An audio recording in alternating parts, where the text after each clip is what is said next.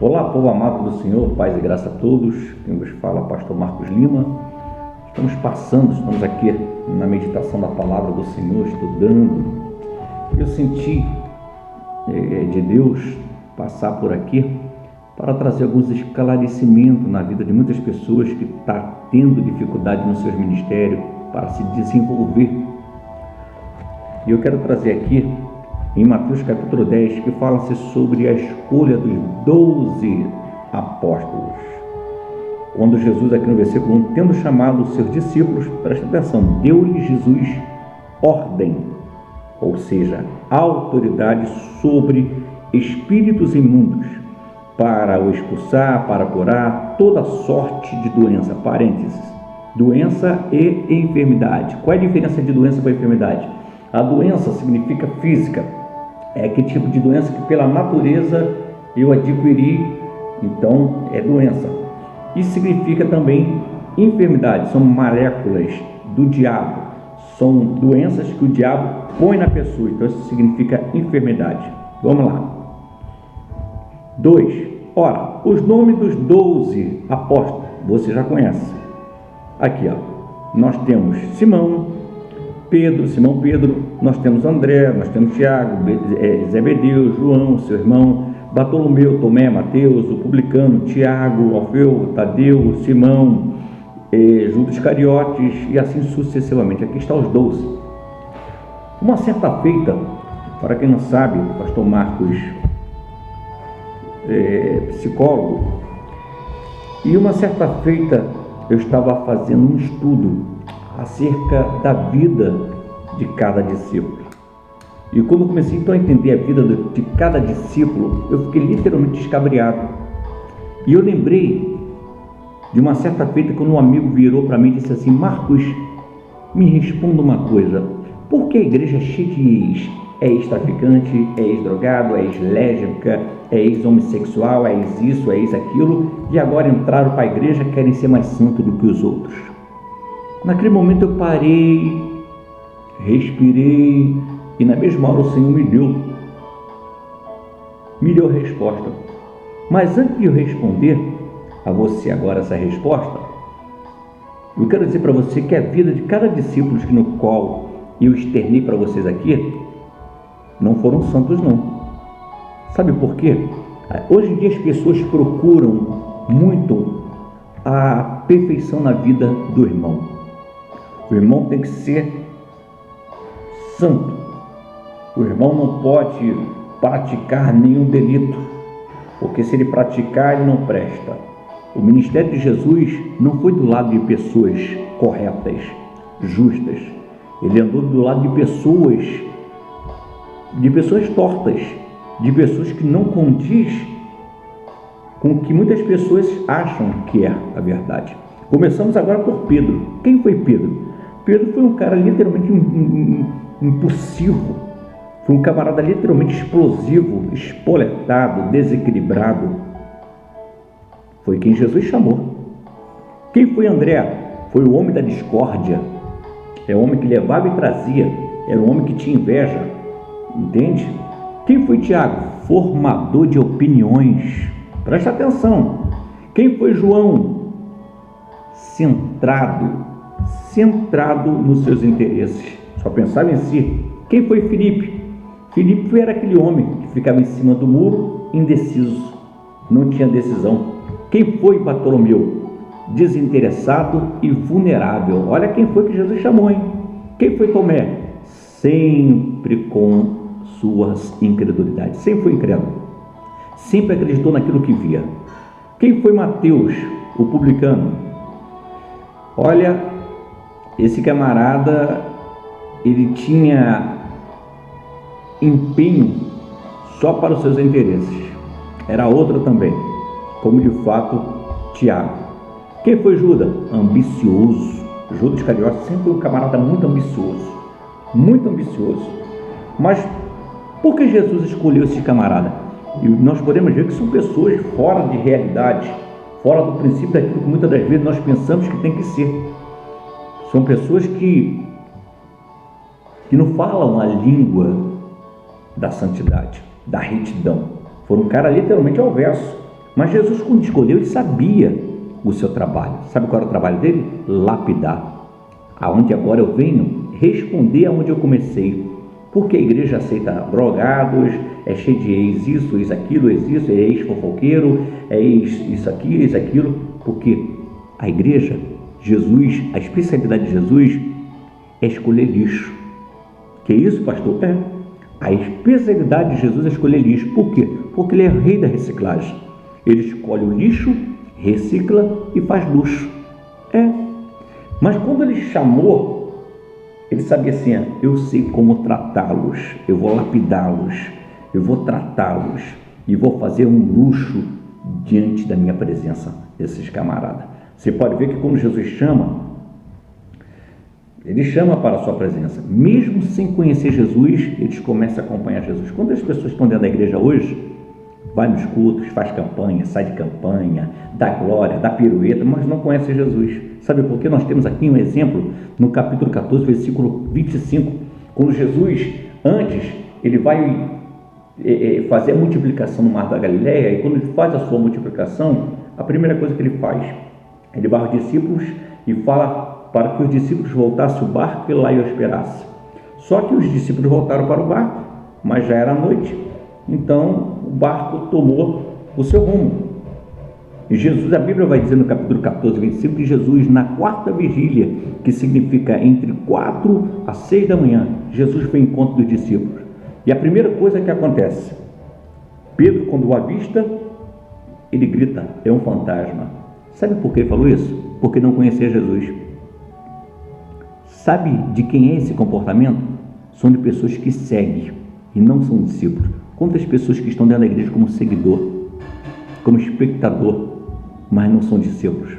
Porque o seguidor ouve falar, mas o discípulo conhece. Mas vejamos aqui outro exemplo também. Jesus, olha aqui que coisa linda. Quando Jesus sabia que na sua caminhada era árdua, porque ele teria que preparar os discípulos para fazer a sua obra. Vejamos aqui, Jesus na caminhada, ele começa agora a divertir, a tratar a vida dos discípulos. E quando ele começa a tratar a vida dos discípulos, o que acontece? Acontece isso aqui, Jesus, ele avisa, no capítulo de Mateus 26, versículo 31, olha só. Então Jesus disse, esta noite todos vós vos escandalizareis comigo, porque está escrito, ferirei o pastor e as ovelhas do rebanho ficarão dispersas. Quer dizer, o Filho do Homem seria tomado, eles iriam ficar só. Mas depois da minha ressurreição irei diante de vós para Galileia. Deixa eu dizer uma coisa para você. Os discípulos estavam do lado, ou seja, os seguidores estavam do lado de Jesus, mas não conheciam Jesus. Por quê? Porque Jesus vai dizer aqui, Jesus disse assim, te digo, Pedro, nesta mesma noite, antes que o galo cante, tu me negarás 3 vezes. Só nega quem é seguidor. Por quê, pastor? Porque existe seguidor, existe discípulo. Seguidor é aquele que gosta do oba-oba, é aquele que não tem compromisso, é aquele que gosta de movimento, é aquele que gosta de estar envolvido, ele gosta de ser o centro das atenções, ele gosta de ser anunciado, ele gosta que fale o nome dele, entende? Mas existe o discípulo. O que significa discípulo? Retrato do mestre. É ser diferente, é fazer a diferença. Mas a diferença que a Bíblia fala não é você se apresentar, é ele que te apresenta, porque a glória é dele, não é sua. Pois bem, então se cumpre mais uma vez a profecia. Pedro nega Jesus. Jesus agora é levado. Quando Jesus foi tomado entre os romanos, Jesus é levado à cruz. E aonde é que estavam os discípulos? Aonde? Na casa de Caifás.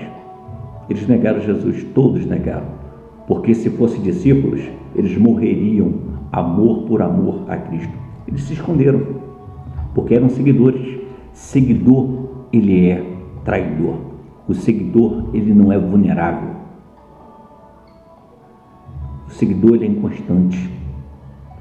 Mas Jesus agora, ele é levado à cruz.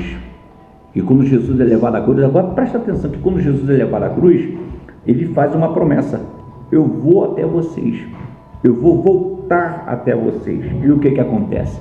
Quando ele se manifesta na Galileia, quando um dos discípulos começa a o avistar, a primeira coisa que acontece no capítulo 20 e 21, quando os discípulos anunciam: Jesus ressuscitou, Tomé, lá no capítulo 20 e 21, eu não acredito, mesmo vendo a marca da cruz, ou seja, do furo da mão, do prego, ele mesmo assim não acreditou. Quantas pessoas estão dentro da igreja que só crê no que vê? Mesmo crendo, eles não acreditam no que Deus está fazendo no meio dele e no meio dela. Deixa eu dizer uma coisa para vocês nessa manhã, nesta hora. Jesus, quando ele foi ter com seus discípulos, a primeira coisa que acontece, ele faz uma promessa. Ele vem aos discípulos e disse assim: olha, eu quero vos dizer uma coisa. Eu tenho obra na vida de vocês, mas para que a minha obra venha a ser completa na vida de vocês, vocês precisam, Lucas capítulo 24, 49, vão, porque eis que envio sobre vós uma promessa, que é o meu Espírito.